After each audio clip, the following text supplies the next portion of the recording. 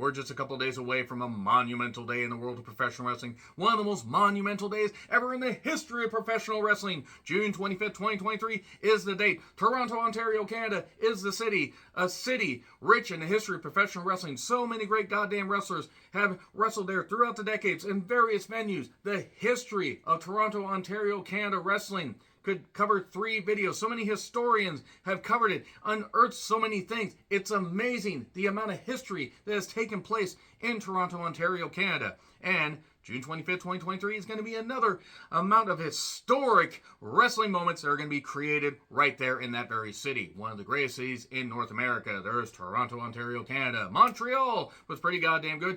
Canadian wrestling history, there really is nothing like it. It's amazing. And we're going to get wrestlers from All Elite Wrestling and New Japan Pro Wrestling converging, clashing, title matches, and so many great goddamn moments. They are going to both beat down the Forbidden Door. They're going to see what's behind the Forbidden Green Door. Do not Google behind the green door, kids. You will regret it. Or you'll love it, or you'll love to regret it, or you'll regret to love it. But anyway, what could possibly happen on this show to basically just raise the bar as far as the history of Toronto, Ontario, Canada wrestling? Well, let's talk about it. I'm John Rethnam with my AEW versus New Japan Pro Wrestling Forbidden Door 2023 predictions.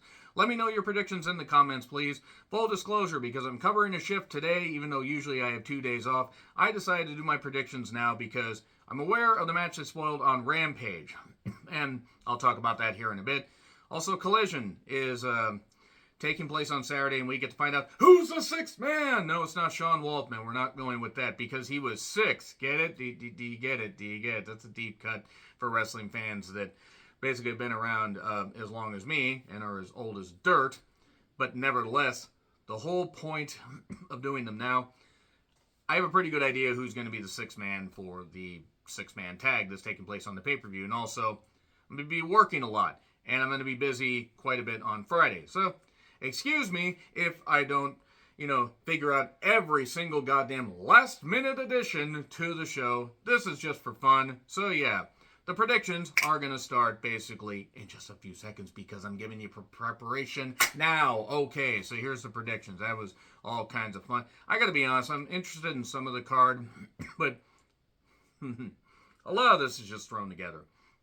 So we get to look out for an Owen Hart women's first round match or quarterfinal match since it's only 8 goddamn people. It's Athena versus Billy Starks.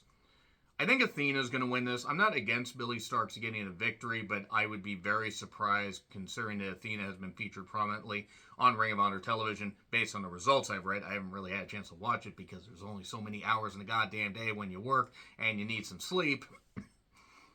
Athena's going to win. And it'll probably be a nice little match. It's going to be on the 0-hour kickoff. And then we get a match, by the way, if you don't want Rampage spoilers, that's your warning. Adam Cole, baby, was attacked by Filthy Tom Lawler of New Japan. And that's going to be a match right there. And apparently, Filthy Tom Lawler aligned with QTV because I am not allowed to have nice goddamn things. QTV is absolutely abysmal. Why is QT Marshall a featured character or any kind of character on a wrestling program in 2023? He can train, he can do whatever. We don't need to see him on television. I'm sorry, he's not very good. He's not interesting.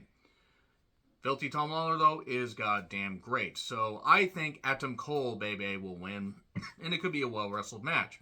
But QTV, I mean, let's be perfectly honest, QTV is absolute goddamn dog shit. Okay, back, by the way, in case you didn't want to be spoiled by that. So yeah, that's probably what's going to happen with that match. And then we get Toni Storm versus Willow Nightingale, AEW Women's Championship match.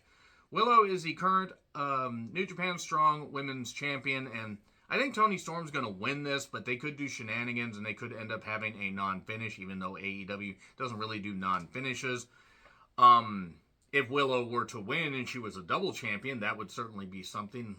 I don't necessarily see it, but I think Toni Storm will probably win. We'll probably get a big old fracas. Sheeta will show up, and we'll get a whole bunch of outside stuff, and we'll see you this weekend for the Royal Rumble.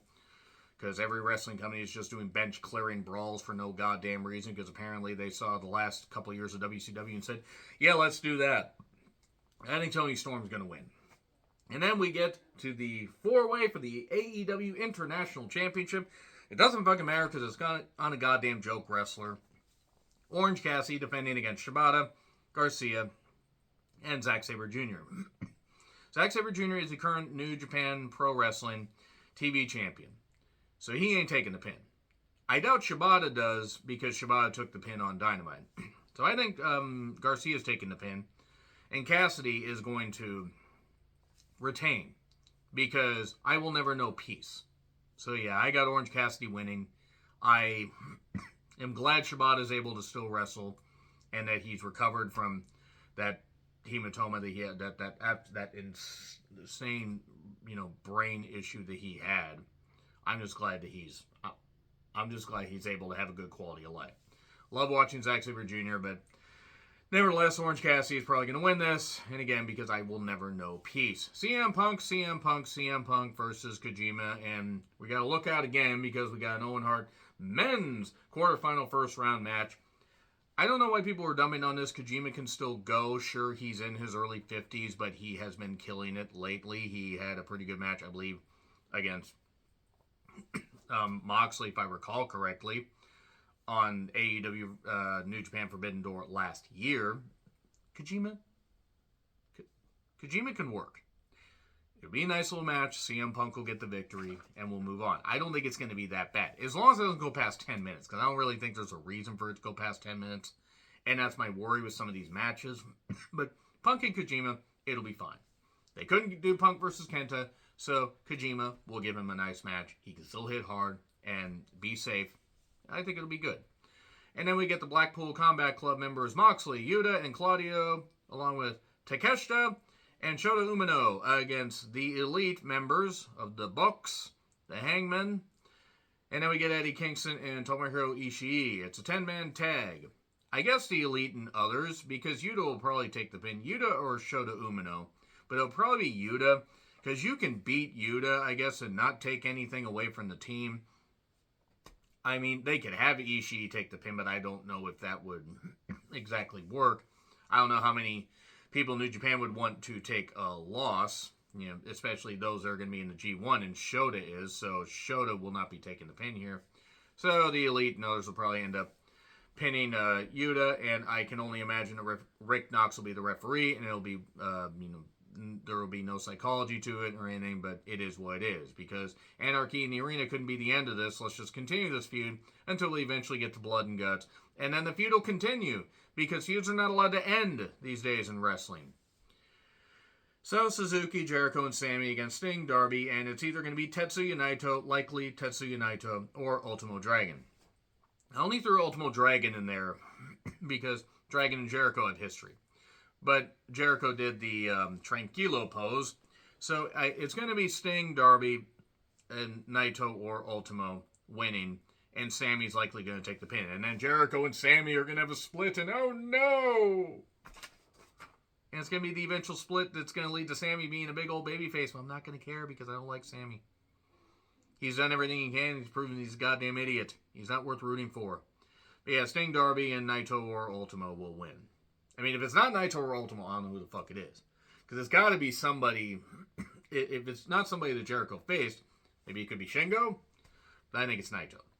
So, we get to MJF versus Tanahashi for the AEW World Championship. MJF's going to win, and I'm just worried that Tanahashi, he's going to have that iron will. He's going to do his best, but I'm just worried he's not going to be able to move all that well. He can barely crisscross the ring anymore. So, MJF's going to win. I really hope it's not past 15 minutes, because I don't know how much MJF's going to get out of Tanahashi at this point. I'm not trying to downgrade Tanahashi. I mean, he's great, but... Anyway, Sonata versus Jack Perry, IWGP World Championship. Sonata. And the most over part of Jack Perry is that theme song. That's it. Danielson versus Okada. This is going to be interesting because they could have Okada, or Danielson could win and Okada could get his win back in the Dome. They could have a recreation there, or a rematch there. I think Okada's going to win here. And if Okada wins, I'm all for it because Okada's going to be in the G1. I don't know if Okada's going to be one to take a loss here, or if New Japan's going to want him to take a loss, even though he's 1/3 of the never openweight 6-man champions. It would certainly be interesting. Maybe the BCC and some New Japan guys interfere and we get a whole bunch of stuff in a big old fracas. But I got Okada winning. Not with a lot of confidence, but I got Okada winning. Omega versus Ospreay for the IWGP US Championship. I have Ospreay because I don't think you can run this back in the Dome for a third match, a rubber match. I think Ospreay should win. You can leave it up 1-1. This way Ospreay can actually be the US champion, take the US title back to New Japan and defend it, because Omega hasn't really defended it. I mean, it is what it is, but that's what I have. I have Ospreay winning. If Omega wins, it's fine. It's fine. The matches I think will be good. The top two matches, the U.S. title and Rainmaker versus the American Dragon, are the selling points. Are you guys going to be buying the pay-per-view? Let me know in the comments. Like, share, subscribe, Twitter handle in the description. I'm John Rentlin. I'll see you soon.